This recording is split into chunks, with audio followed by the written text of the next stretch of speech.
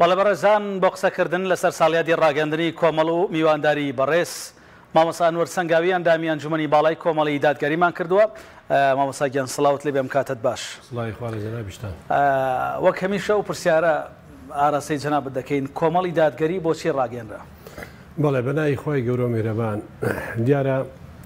هەلومەرجی ئەلانکردنی کۆمەڵی دادگەری یا کۆمەڵی ئیسلامی پێشوو و کۆمەڵی دادگەری ئێستا هەلومەرجێکی تایبەت بوو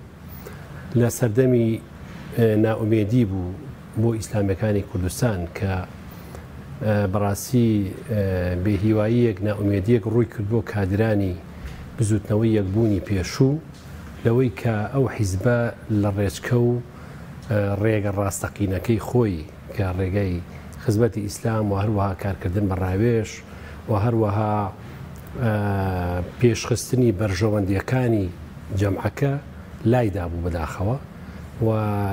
لەو هەلومەرجا وا پێویست بوو کۆمەڵ ئیعلان کرێ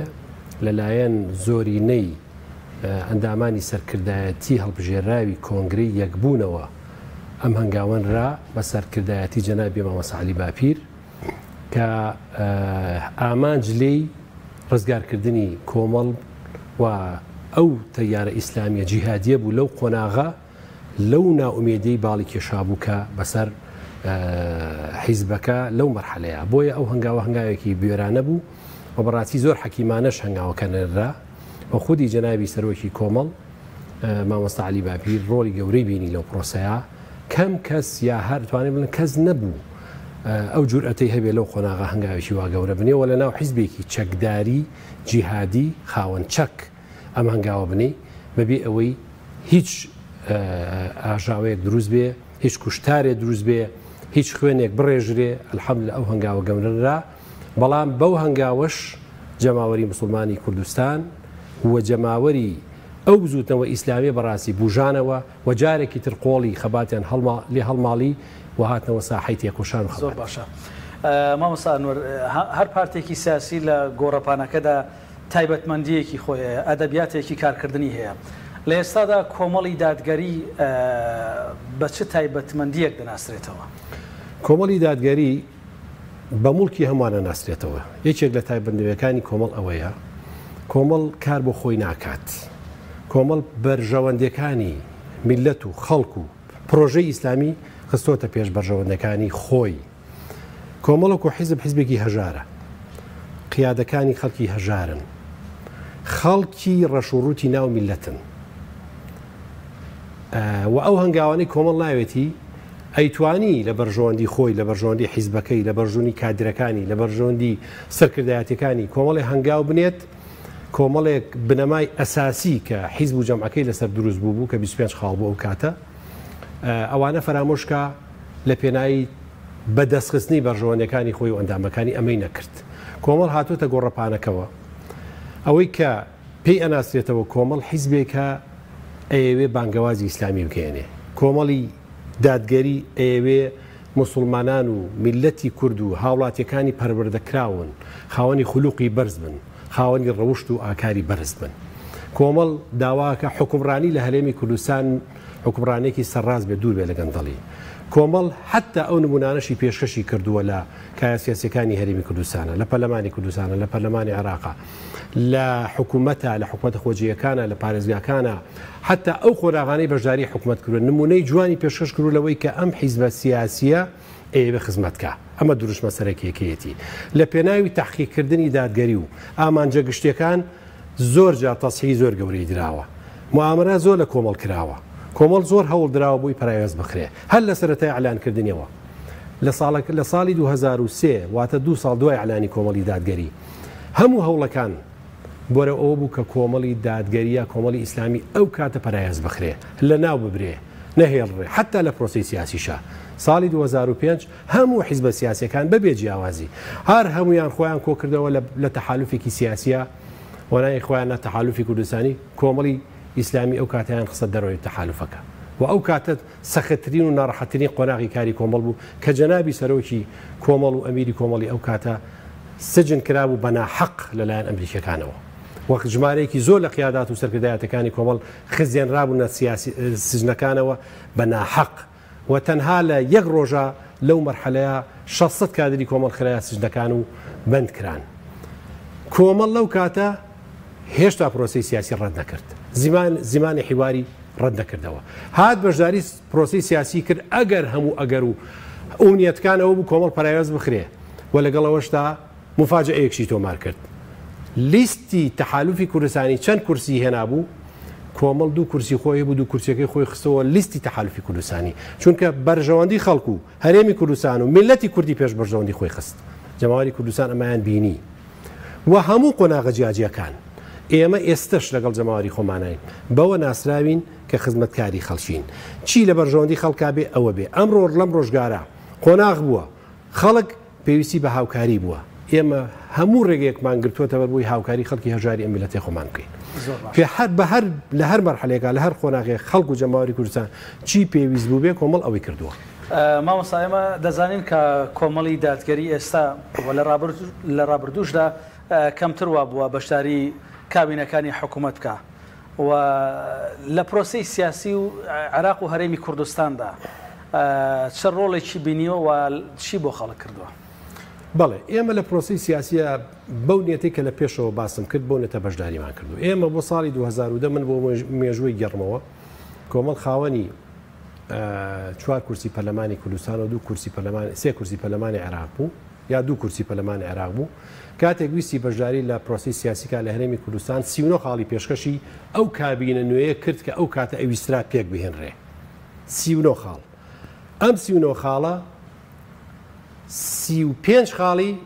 داواکاری خەڵک بوون، هیچی داواکاری خۆی نەبوو کە وەزع و بارودۆخی سیاسی لە هەرێمی کوردستانە چاکرێ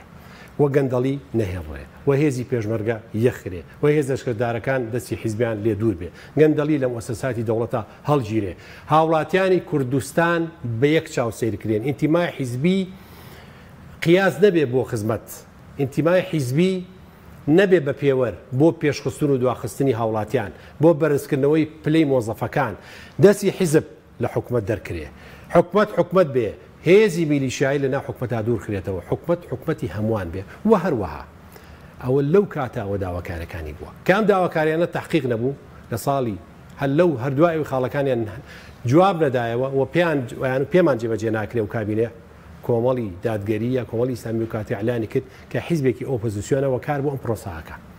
و بۆیە لە کایە سیاسەکانە لە مەرحەلەی دەسەڵاتە یا لە کچوو بێتە کابینەکانەوە هەوڵی یاو لە ناو کابینە گۆڕانکاری بکە کە بەداخەوە نەهاتوون بەدەستەوە و دەسەڵاتدارانی ئەو کابینانە ئەوەی خۆیان ویستویانە ئەویان کردووە لە مەسەلەی پرۆسی ناردن و یا دەرهێنانی نەوتە هەرێمی کوردستانە کۆمەڵێکێک بوو لەو نایانانە لە کۆبوونەوەی ئەنجومەنی وەزیرانی ئەو کاتە باسی لەوە کرد ئەم پرۆسەیە جەدوای چییە بۆ میلەتی کورد، ئایا ئەم پرۆسەیە وەزع و ژیان و بارودۆخی خەڵکە باتە پێژایی هێنێتە دواوە، ئەم پرسیارە بێوەڵام مایەوە و حکومەتی ئەو کات و کابینێ ئەو کاتە چونکە ئیتفاقێکی سیاسی دو حیزبی سیاسی بوون و بابەتەکە بۆ بەرژەنجی خۆیانە ئاهاتە دی لە ساڵی 2013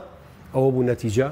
فشار خرایە سەر هەرێم و لەلایەن حکومەتی ناوەندیەوە بودجێ هەرێمی کوردستان بڕا. ئێمە لە هەموو کایەکانە و لە حکومەتی ناوەندی قسەی خۆمان کردووە لە پەرلەمانە بۆ حەجمەی کە هەبووین قسەی خۆمان کردووە و داکۆکویمان لە میلەتی خۆمان کردو. زۆر باشە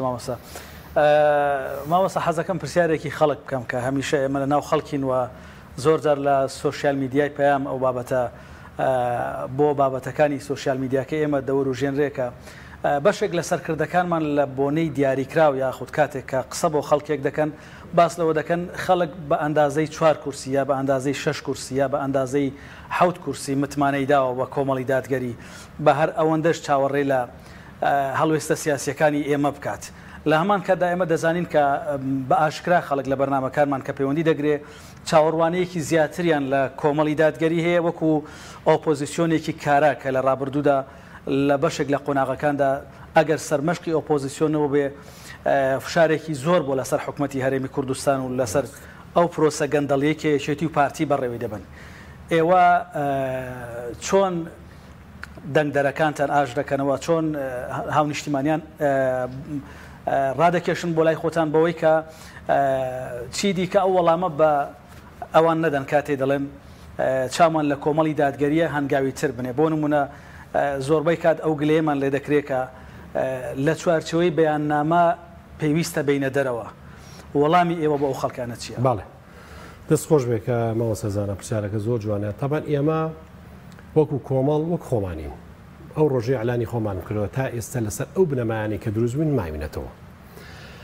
ئەو جەماوەری کوردستانە لە ئێمە گلەی نییە لە کۆمەڵی دادیاری گلەی لەو دەسەڵاتەیە کە فاسیدە وەدگلەی ئەوەی لە ئێمە هەیە ئێمە ئەبێ بە شێوەیەک تەغیر بکەین لە وڵاتە تەغیری جەزری بکەین گۆڕانکاری ڕیشەی بکەین ئێمە وەکو حیزبێکی خاوەن شعور بە مەسئولیت و هەست بە پرسیارەتی بەرامبەر میلەتی خۆمان و هەرێمی خۆمان ئێمە زۆر جار جەماوەری ناڕازی جەماوەری خۆمان وەکو جەماوەری کۆمەڵی دادگا جەماوەری ئیسلامی خەڵکی بە شەرەفی کوردستان حەزیان کردو ئێمە هەنگاوی زۆر لەم هەنگاوانە ئێستا بنین و گەورەتر هەنگاو بنین بۆ تەغیر و گۆڕاکاری بەس ئێمە خوێندنەوەمان بۆ واقعی هەرێمی کوردستان و ئەو فشارە ئەو بارودۆخە لەبارەی هەرێمی کوردستانی تایە وای لێ کردوین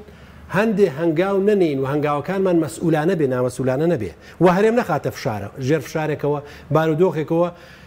کە لە هەندێک قۆناغەکانە حیزبەت دەسەڵاتدارکان حسابیان بە ئۆژ نەکرد بە یەک بڕیار کە بڕیاری ڕفراندۆم و لە ساڵ 50 هەرێمی کوردستان لە دەست درا ئەو حیزبە سیاسی قەرارەکەی دابوو باکیشی نەبوو تەنها پۆزیشێکی بۆ خەڵکو جەماوەری کوردستان نەهێنایەوە بۆ ئەو هەموو شەیدە لەو پرۆسادرا پرۆسی ڕفراندۆمە ئێمە ئەوە نین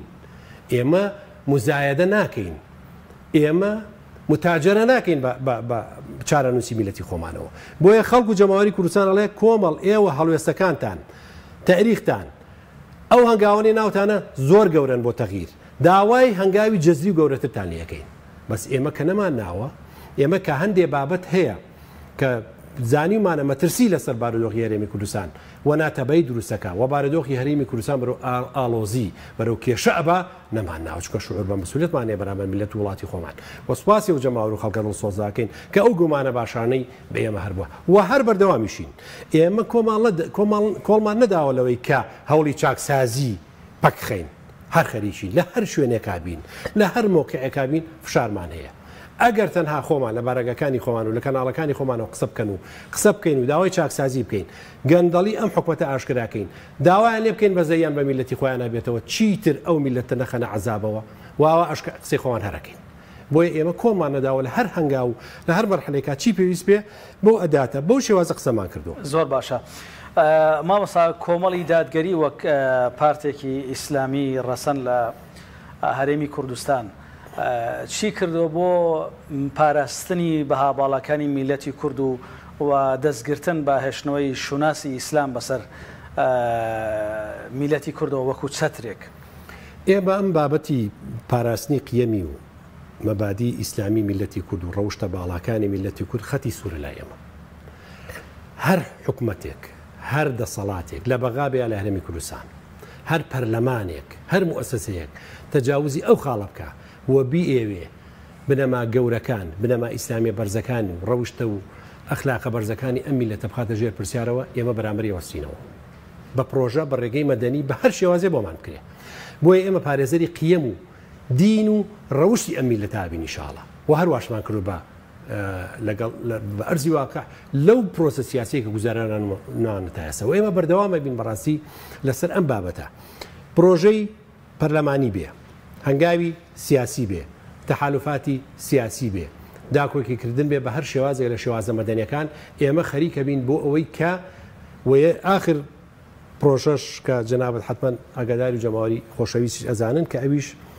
ئەو یاسایە بوو کە ئێمە لە پەرلەمانی عێراق لەلایەن فراکسیۆنی کۆمەڵەوە تەقدیم کرا و خۆشبەختانە پشتگیری لایەنەکانی تری عێراق و پەرلەمانتارانی تری و حیزبەکانی تری عێراقی بەدەستهێنا بۆ ئیدانەکردنی کاری بەدڕەوشتی و کاری هاوڕەگەزبازی و بە شێوەیە کە ڕێگە لەم پرۆسەیە بژیرێ کە لە ناو میلەتی ئێمە لە وڵاتی موسڵمانی ئێمە ئەم بابەتان لەسەر هەڵبا لە ڕێگەی پێ بدرێت و هەر کەسێکی ڕۆخۆشکاری بە ئەو پرۆسەیە بکە بەڕاستی لە ڕێی یاسا و سزا بدرێت. زۆر باشە مامۆستاگیان دوا پرسیار بە کورتی ئاراستەی جەنابەت دەکەم ئەگەر وەڵامەکەشی کورد بێ لە بەردەم هەڵبژاردننی خولی شەشەمی پەرلەمانی کوردستانیش داین ئەگەر بکرێت وەک هەمیشە سیاسیەکان دەڵێن ئەگەر بکرێت ئێوە چ پەیامێکتان هەیە بۆ ئەندام و لایەنگرانتان بۆ هاوڵاتیانی هەرێمی کوردستان؟ پەیامی ئێمە ئەوەیە هاوڵاتیانی هەرێمی کوردستان سارد نەبنەوە لە هەنگاوەکانیان بۆ گۆڕانکاری نابێ ئینسان مەئیوز بێ هەتا لە ژیان نابی هەتا ڕۆح لە بەدەن تابێ ئەبێ ئومێد دەبێ گەشتبین بی بەداهاتوو و ئەبێ بەڕاستی تروسکایی هیوا و ئومێد لە گیان و لە دڵی ئێمە نەکوژێتەوە ئەبێ ئەم جەماوەری کوردستانی خۆشەویستیەمە کە مەحەڵەیەکی تری لە بەردەمایەکەی ویش گۆڕانکاریە کە تاکە یا شارڕێگەی چارەسەرە لە هەرێمی کوردستان شکۆی ئێمە ڕێگەی ترمان نییە ڕێگەی تر بگرینە بەر هەرێمەکەمان لە دەسەچێ شارڕێگەی چارەسەر وە گۆڕانکاری بریتە لە ڕژانەکان بابینە پێشەوە هەمومان بابینەوە کێ بە باشە زانی کێ ئەزانی کە ئومێدی هەیە وە کێ ئەزانی تەسیح بەخۆیاوە وە کێ ئەبینی کە بەردەوامە لە گیان بەختدان و خۆبەختکردن لە پێناوی قەزەی میلەتی کورد و میلەتەکە و هاوڵاتیان ئەمە بێنە پێشەوە بە دەرەجات بەڵام تۆ بیت هەمان سیناریۆکانی چەند ساڵی ڕابردوو کە بەسەر تاهێنراوە دووبارەی کەیتەوە ئەوە لۆمەی کەس ناکرێتی خۆت نەبێ هەر کەسێبی لە هەر مۆقیعەکابی و من گومانم نییە لەوەی کەم جەماوەری کوردستان واعین تێگەیشتون لە بابەتەکان تێگەیشتون و ئێمە ئەبێ بەڕاستی هەنگاوی گۆڕانکاری و هەنگاوەکانی بەرەو چاکسازی و گۆڕینی حکومەت و پەرلەمان لە ڕێی ئەو انتخاباتە نوێی پەرلەمانی کوردستانەوە بە هەموو لایەکی بڵێن کە تا ئێستا گەندەڵی بەسە و ئەبێ ڕاگیرێ و ئەبێ هەنگاوەکانمان بەرەو پێش بڕۆ. بەڵێ زۆر سپاس بەڕێز مامۆستا ئەنوەر سەنگاوی ئەندامی ئەنجومەنی باڵای کۆمەڵی دادگەری کوردستان سپاسکە لەسەر ساڵیادی ڕاگەاندنی کۆمەڵ لە ستۆدیۆکانمان میوان بووی. زۆر سپاس.